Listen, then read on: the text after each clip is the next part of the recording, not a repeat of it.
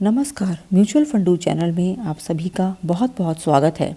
आज हम चर्चा करेंगे उस न्यूज़ के बारे में जो कि फ्रैंकलिन टेम्पल्टन से रिलेटेड है और अब फ्रैंकलिन टेम्पल्टन ने सुप्रीम कोर्ट का रुख कर लिया है। तो आइए न्यूज़ को डिटेल में समझते हैं।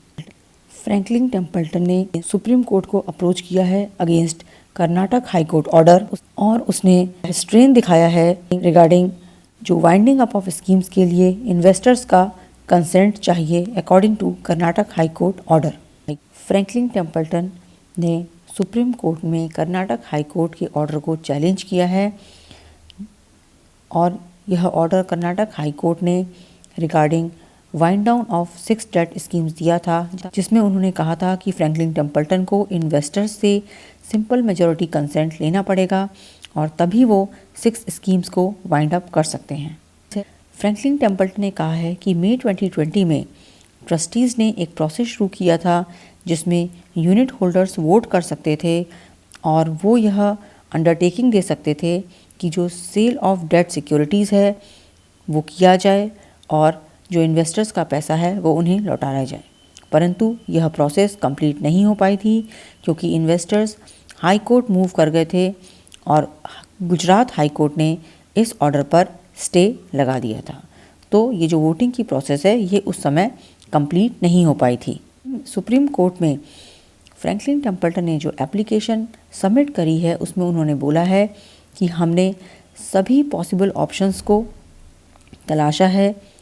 हमें इस काम को करने में कई हफ्ते लग गए हैं कि हम किस तरह से इन्वेस्टर्स का पैसा उन्हें वापस लौटाएं कम से कम टाइम में और बहुत ही ऑर्डरली मैनर में। इस विचार के जब वह अलग अलग ऑप्शंस को विचार कर रहे थे तो उन्होंने ऑनरेबल हाई कोर्ट के जजमेंट पर भी विचार किया जिसमें उन्होंने यूनिट होल्डर्स की कंसेंट लेने की बात कही थी। काफ़ी सोच विचार के बाद फ्रैंकलिन इस नतीजे पर पहुंचा कि इस प्रोसेस को सही तरीके से इम्प्लीमेंट करने के लिए और इन्वेस्टर्स के बेस्ट इंटरेस्ट में काम करने के लिए उन्हें जुडिशियल इंटरवेंशन करना पड़ेगा और इसलिए उन्होंने ऑनरेबल सुप्रीम कोर्ट को अप्रोच किया है। काम को अंजाम देने में उन्हें कुछ समय लग गया बिकॉज उन्होंने कई बातों पर विचार किया और बहुत ही केयरफुली और थॉटफुली उन्होंने ये सोचा कि किस तरह से इन्वेस्टर्स का पैसा जल्द से जल्द इक्विटेबल मैनर में without distress cell of securities, इसका मतलब जल्दबाजी में सिक्योरिटीज़ को बेचे बिना किस तरह से इन्वेस्टर्स का पैसा उन्हें लौटाया जाए और जो रिडेम्पशंस का रश आएगा अगर सडनली स्कीम्स ओपन की जाएंगी या इन्वेस्टर्स को पैसा देने का निर्णय लिया जाएगा तो इस चीज़ को अवॉइड करने का उन्होंने प्रयास किया है। कर्नाटक हाई कोर्ट ने जब अपना ऑर्डर पास किया था तो उन्होंने सेबी को भी फटकार लगाई थी कि सेबी ने इन्वेस्टर्स के कॉन्फिडेंस को बरकरार रखने के लिए प्रॉम्प्ट एक्शन नहीं लिया है। कर्नाटक हाई कोर्ट की बेंच में चीफ जस्टिस AS ओका और जस्टिस अशोक S केनागी थे जिन्होंने 24 अक्टूबर को अपने ऑर्डर को पब्लिक किया था।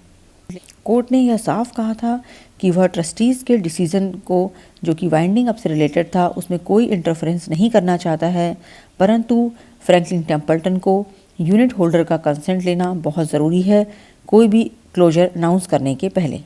जैसा कि आपको पता है अप्रैल मंथ में फ्रैंकलिन टेम्पल्टन ने इस आदेश को अनाउंस किया था कि वो 6 डेट स्कीम्स को बंद कर रहा है क्योंकि उसमें लिक्विडिटी काफ़ी लो गई है और इस कारण 3 लाख इन्वेस्टर्स का पैसा जो है वो इन स्कीम्स में फंस गया था। और जब कुछ इन्वेस्टर्स ने हाई कोर्ट का दरवाज़ा खटखटाया तो सुप्रीम कोर्ट ने सभी हाई कोर्ट के एप्लीकेशंस को क्लब किया और उसे कर्नाटक हाई कोर्ट में ट्रांसफ़र कर दिया।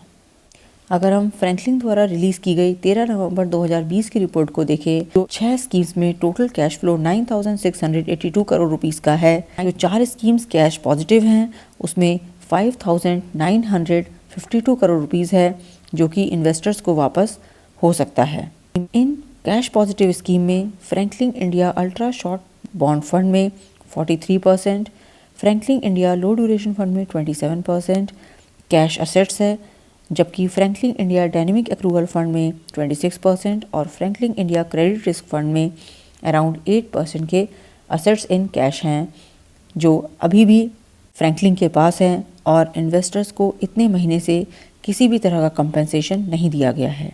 मैं अपने वीडियो को यहीं समाप्त करती हूँ। इसके बारे में अगर कोई भी अपडेट प्राप्त होगा तो मैं आपके समक्ष प्रस्तुत होंगी। बहुत बहुत धन्यवाद। Thank you.